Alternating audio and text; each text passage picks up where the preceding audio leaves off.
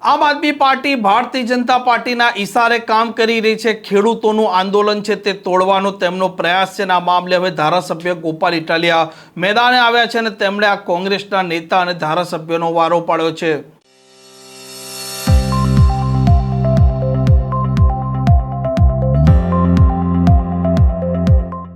નમસ્કાર, આપ જોઈ રહ્યા છો હોટલાઇન ન્યૂઝ અને હું છું આપની સાથે તોફિક ગાંચી। આજે ગુજરાતના અલગ અલગ જિલ્લામાંથી આ ખેડૂતો તેમના ટ્રેક્ટર લઈને પહોંચી રહ્યા છે ગાંધીનગર, કેમ કે તેમના ખેતરોમાં જે પ્રકારે આ ખાનગી કંપનીઓ દાદાગીરી કરી વીજ થાંભલા પણ નાખી રહી છે, હાઈ ટેન્શન વાયરો તે પણ ઊભા કરી રહી છે અને તેમના જમીનોના ભાવ ગગડી રહ્યા છે। તેમને અનેક પ્રકારની પીડા અને યાતનાનો સામનો કરવો પડી રહ્યો છે, કેમ કે આ કંપનીઓ પોલીસે તેમને ભાડે લઈ તેમને આગળ કરી રહી છે અને તેમના પાકમાં પણ મોટું નુકસાન થાય છે। તેમને વળતર પણ યોગ્ય નથી મળતું। આવી અનેક માંગ સાથે તે ગાંધીનગર આવી રહ્યા છે અને આમ આદમી પાર્ટીએ યાત્રામાં ન જોડાય તેવું નિવેદન આપ્યું હતું। પાયલ આંબલિયા અને કરશનદાસ બાપુ ભાદરકા બંને કોંગ્રેસના નેતાઓએ અને ત્યાર પછી હવે ગોપાલ ઇટાલિયાએ વારો પાડ્યો છે કે જ્યારે તેમણે સવાલો વિધાનસભામાં ઊભા કર્યા તે સમયે કોંગ્રેસના ધારાસભ્યો કેમ ચૂપ હતા અને અત્યારે ખેડૂતોના નામે તે નીકળી પડ્યા છે। બાકી ફરીથી કોંગ્રેસ વાળાને મારે પૂછવું છે કે હમણાં જ વિધાનસભાનું બજેટ સત્ર ગયું, કોંગ્રેસ પાર્ટીના કયા ધારાસભ્યએ કઈ તારીખે કેવી રીતે આ ટ્રાન્સમિશન લાઈનોની દાદાગીરીનો મુદ્દો ઉઠાવ્યો? મને કોઈ તો કહો। મેં 3 વખત ઉઠાવ્યો, હું રિપીટ કરું છું। એકવાર તારાંકિત પ્રશ્ન પૂછ્યો, એક વખત કાપ દરખાસ્ત લાવ્યો અને એક વખત પ્રાઇવેટ મેમ્બર બિલ રજૂ કર્યું। 3 વખત મેં વીજળીના ટ્રાન્સમિશન લાઇનની દાદાગીરી અને ભાડાની પોલીસનો મુદ્દો વિધાનસભાના રેકોર્ડ ઉપર મૂક્યો છે। ઓન પેપર ઇતિહાસમાં એ વાત નોંધાઈ ગઈ, હવે ક્યારેય રદ નહીં થાય। આવનારા 100 વર્ષ પછી કોઈ વિધાનસભાનું રેકોર્ડ વાંચશે તો ગોપાલભાઈ ઇટાલિયાનો મુદ્દો તમને જોવા મળશે। અને કોંગ્રેસના મિત્રો એવું કહે છે કે બધું આંદોલન તૈયાર થઈ ગયું એટલે હવે ગોપાલભાઈ આવી ગયા। એટલે ભાઈ, તમે જે દિવસે તમને તમારી પાર્ટીને માહિતી નહોતી કે આવો મુદ્દો છે, ત્યારે ગોપાલભાઈ ઇટાલિયા વિધાનસભામાં આ વસ્તુ લઈ આવ્યા હતા। અને કોઈને પૂછજો પ્રાઇવેટ મેમ્બર બિલ કેવી રીતે આવે છે। એટલે દોસ્તો, કાલે ખેડૂતોનો મુદ્દો કોઈ પણ સંજોગોમાં ડાયવર્ટ ન થાય। આપણા ખેડૂતોના વિષયમાં હું ખાલી 2-3 મુદ્દાની જાણ કરી દઉં છું। એક, કે વળતર આપો વળતર આપો વળતર આપો એમ નહીં, એ માંગણી ખોટી છે।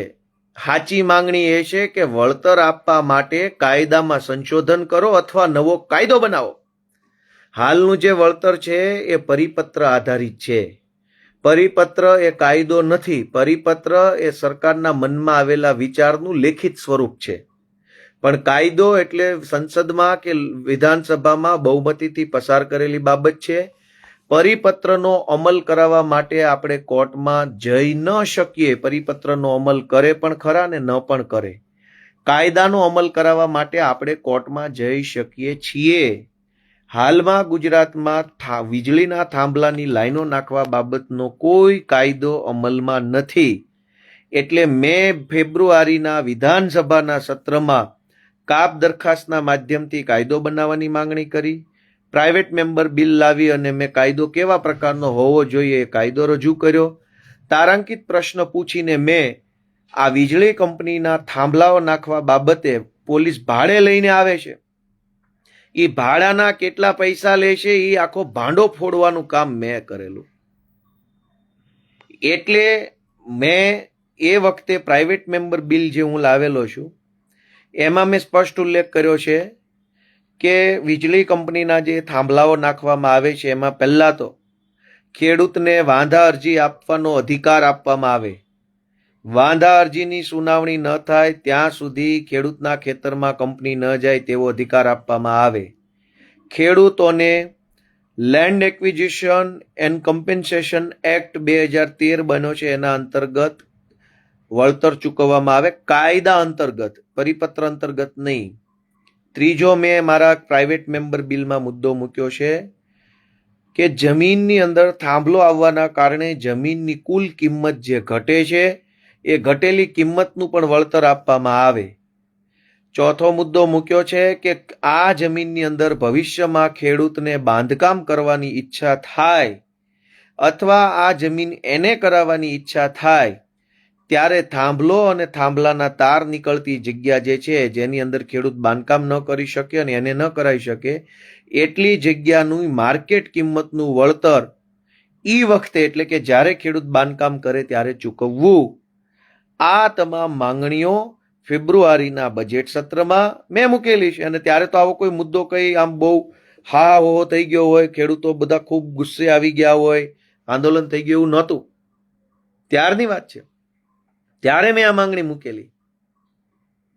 તો મેં આ વિષય ઉપર ફેબ્રુઆરીમાં અવાજ ઉઠાવેલ છે.